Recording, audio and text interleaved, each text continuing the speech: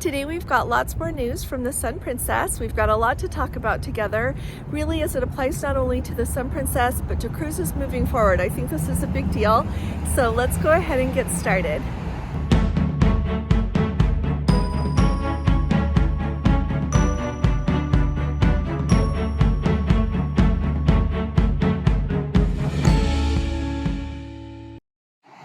Hi there, this is Allison with Let's Go Travel Tips. Today is Monday. It is March 1st of 2024, so happy March everyone. I am here on location. I'm in Cambridge, Massachusetts, so I apologize if there is any noise that shouldn't usually be here. But what I want to talk to you about are some things going on with the Sun Princess.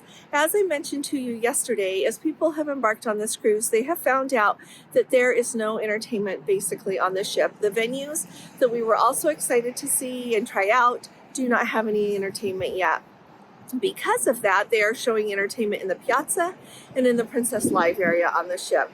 One of our Let's Go family members, who has been really kind to let me know, said that they have had one comedian and then like musical acts, and so we will kind of see what's next. I'm sure the musical acts were probably there in the piazza. There are often musical groups that play in the piazza on Princess, and we'll talk about that a little bit more in a minute, but that's what's going on. As a result of that, Princess is giving all of the passengers on board, each stateroom, $120 of onboard credit. I'm not exactly sure what that means. If you've got two people in a cabin for a 10-day cruise, that is $6 a day per person. So it's not a lot, and it in no way replaces the entertainment. I think that it's a very nice gesture, though. I think that's really very nice, but I feel bad that the entertainment isn't going. A lot of us book those cruises planning on a lot of things, and when it's not what we expect, of course, we're a little bit disappointed. So unfortunately, that has been going on as well. So here are a few things I want us to think about when we think about booking an inaugural cruise. If I did not do YouTube, there is no way I would book an inaugural cruise. I want to put that out there. I know that some people just love the thrill of being on the ship, first of all, and that is really fun. I know it's very exciting to also be the first ones to see how everything works on the ship. Some people want to tell other people about it, and some people just love that experience. So I think that's wonderful. I personally don't have that. I would really much rather get on a ship when she is working, all of the glitches have been worked out and everything is okay. So that's kind of how I approach it.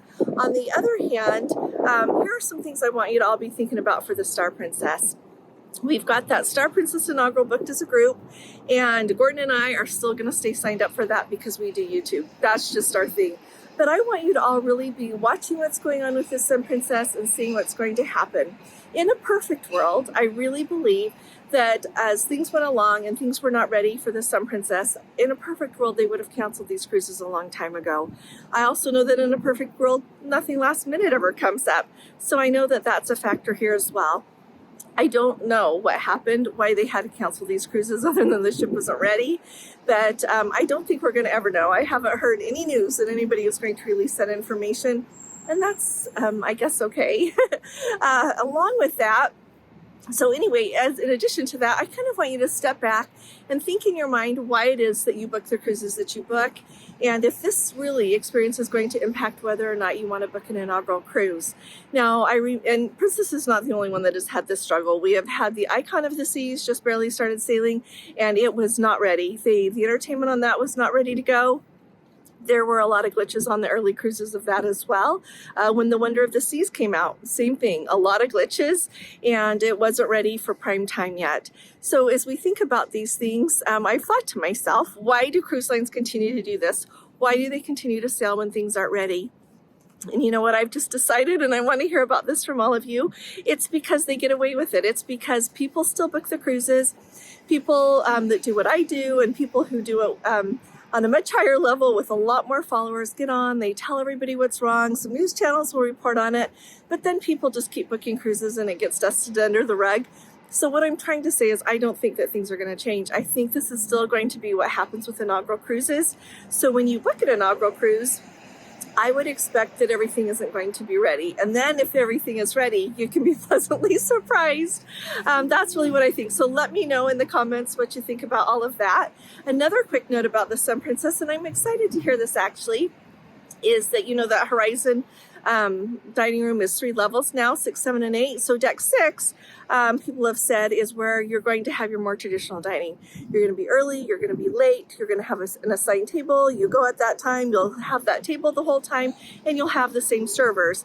Deck 7 is going to be what we're used to as far as you go ahead, you make a dining reservation if you want to, you go, you be seated when you want to. And then deck 8 is more of your walk up, be seated, and it sounds like it's the same menu for the entire cruise. So this is just going to be so cool to see in person, because not only is it going to be that type of a thing on deck 8, but that is also where that reserved area is for dining for Spellbound. So much going on, so much to find out. And I want to say, even though that wouldn't always be my first choice if I didn't do YouTube, I am so excited to go see that ship and tell you about it. Really, just so excited. So I hope that this helps all of you as you're thinking of what kind of cruises to book and everything to think about. The other thing that I wanted to bring up super fast with you is how things are going on the Discovery Princess. We've got Let's Go family members on there, and one of them posted some of the dining pictures of the meals when they were on board. They are still on board the Discovery Princess, sorry. And you know what I'm going to hazard to say? It looks like some of their photos of their food harkens back a little bit to the old days of cruising. It looks absolutely delicious. The steak and lobster look phenomenal in their photos. So I thought that was a really bright spot. Based on what I've heard a lot, it sounds that dining is stepping up again on Princess, so that makes me really excited. So let me know if you happen to be on a Princess cruise or any other cruise, how the dining's going, how everything is going. Thank you so very much for joining me here today. I know this is not optimal, but it's the only chance I have. I'm here helping with grandchildren and having the best time. So if you haven't subscribed yet, will you please subscribe to my channel? And if you appreciate my updates, please give this video a thumbs up. I'll see you all here again tomorrow. I'll be talking to you all again really soon. You all take really good care. God bless you. Love you. Bye-bye.